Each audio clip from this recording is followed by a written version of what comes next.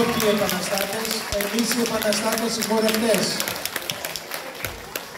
Για τη βράβευση και την απονομή η κυρία Εξάρχου και ο κύριος Ψυχίδης.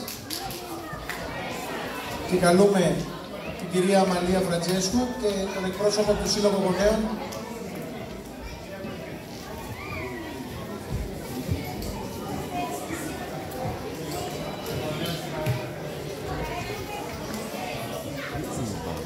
Καλώς ήρθε ο σύλλογος μας ο καταπληκτικός επάνω για τη βράβευση.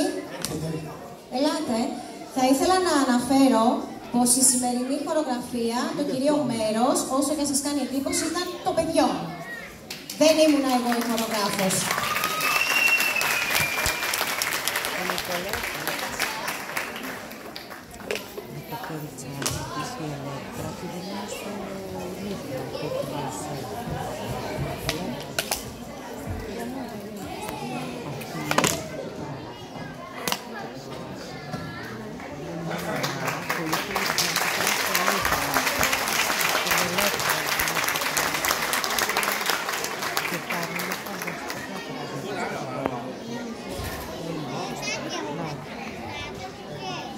Χαρά μου επίσης, Νίκο, το αποσύνει, τέλεια.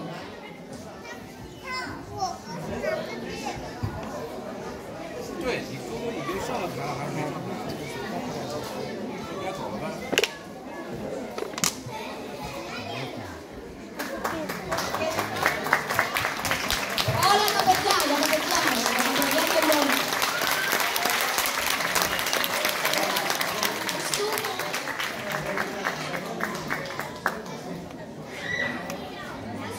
Ευχαριστούμε. Από εκεί.